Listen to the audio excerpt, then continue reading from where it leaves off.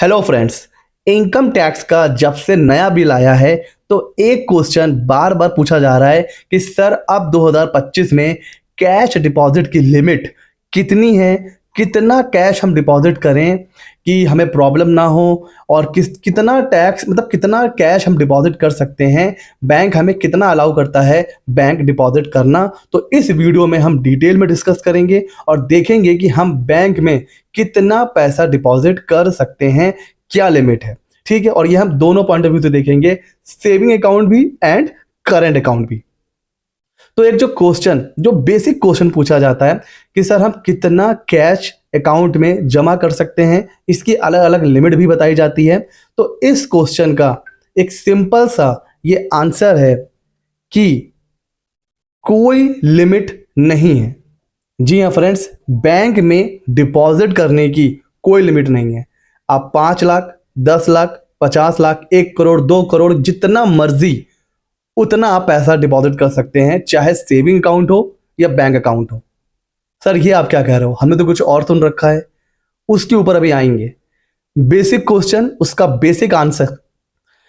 Basic answer ये है कि सर कोई लिमिट नहीं है, आप जितना चाहें उतना कैश डिपॉजिट कर सकते हैं, कोई लिमिट नहीं है। ठीक हो गया जी। अच्छा, जो लिमिट है ना सर, वो बैंक के ऊपर है। As a depositor, as a account holder, हमारे ऊपर कोई लिमिट नहीं है, हम कितना ही पैसा जमा कर सकते हैं।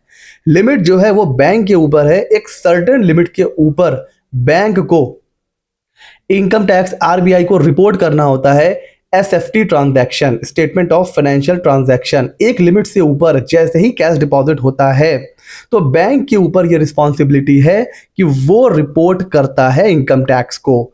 सो एज अ अकाउंट होल्डर हमारे ऊपर कोई लिमिट नहीं है, बट बैंक के ऊपर लिमिट है। बैंक जैसे ही एक सर्टेन लिमिट क्रॉस होती है तो बैंक आगे रिपोर्ट करता है।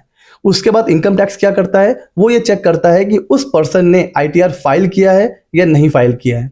अगर आईटीआर फाइल करा है तो फिर चेक किया जाता है कि वो जो कैश ट्रांजैक्शन है वो प्रॉपरली रिकॉर्डेड है, इनकम डिस्क्लोज करी है कि नहीं।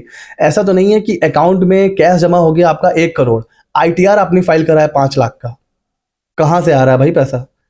आपका कैश जो ट्रांजैक्शन है आईटीआर में वो आ रहा है सिर्फ 10 लाख, एक्चुअल में अकाउंट में हो रहा है 2 करोड़। तो ये चीजें चेक की जाएंगी, और जरा सा भी वेरिएशन मिलेगा तो फिर आपके पास नोटिस आ जाएगा। दूसरा केस चेक करता है, अगर आपने आईटीआर नहीं फाइल किया है फिर तो 100% नोटिस आएगा कि भाई जब आपने इतना कैश डिपॉजिट करा है अकाउंट में तो आपने आईटीआर क्यों नहीं फाइल किया, ये पैसा कहां से आ रहा है।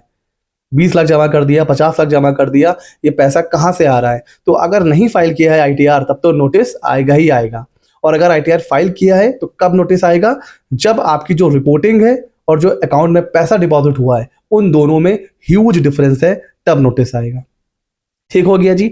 अब उस लिमिट की बात कर लेते हैं जिस पर बैंक को रिपोर्ट करना होता है, तो वो 10 लाख है सेविंग बैंक अकाउंट में। जी हाँ फ्रेंड्स, जब आप पूरे साल में सेविंग बैंक अकाउंट में 10 लाख या उससे ज्यादा कैश डिपॉजिट करोगे तो ये एसएफटी ट्रांजैक्शन में आ जाएगा, और ये एसएफटी ट्रांजैक्शन बैंक रिपोर्ट कर देगा इनकम टैक्स को। ऐसा नहीं है कि आप जब 11वां लाख जमा करने जाओगे तो बैंक आपको मना कर देगा, या 50 लाख लेके जाओगे तो बैंक मना कर देगा। बैंक मना नहीं करेगा, बैंक बस उसको आगे रिपोर्ट कर देगा। तो ये है सेविंग। और उसी तरह करंट में पूरे साल में है 50 लाख। 50 लाख कैश डिपॉजिट आप कर सकते हो। जैसे ही ऊपर जाएगा फिर ऐसा नहीं है कि बैंक मना कर देगा कि नहीं हम और ज्यादा आप नहीं जमा कर सकते हो। बैंक आप 1 करोड़ जमा करो, 2 करोड़ जमा करो, बैंक क्या करेगा आगे एज एसएफटी ट्रांजैक्शन उसको रिपोर्ट कर देता है। तो बेसिक क्वेश्चन जो था कि सर हम कितना डिपॉजिट कर सकते हैं, क्या कोई लिमिट है, कोई लिमिट नहीं है, आप जमा करिए, बट वो आपके आईटीआर से मैच करना चाहिए और आपको आईटीआर फाइल करना चाहिए। ठीक हो गया सर। उसी तरह कुछ क्वेश्चन आता है कि सर एक बार में कितना कैश जमा करें, तो भाई 2 लाख। अगर एक बार में 2 लाख से ज्यादा कैश जमा कर दिया तो ये भी आ जाता है एसएफटी ट्रांजैक्शन में, और इसको भी बैंक डिपॉजिट करता है। इसका भी नोटिस आपके पास आ जाएगा। एक दिन में 2 लाख का कैश क्यों डिपॉजिट करा, सेल का पैसा है, लोन का पैसा है, किस चीज का पैसा है, तो ये आपको एक्सप्लेन करना पड़ सकता है। तो 10 लाख सेविंग, 50 लाख करंट, और सिंगल ट्रांजैक्शन है 2 लाख रुपए का एक बार में कैश डिपॉजिट, चाहे सेविंग हो चाहे करंट हो। इसके अलावा पूरे साल भर में अगर आप 10 लाख रुपए की एफडी करते हैं कोई टेंशन नहीं। 10 लाख से ऊपर की एफडी अगर आप करोगे तो वहां भी SFT ट्रांजैक्शन में आ जाएगा। हो सकता है वहां भी नोटिस आ जाए और पूछा जाए कि ये जो पैसा है ये कहां से आया।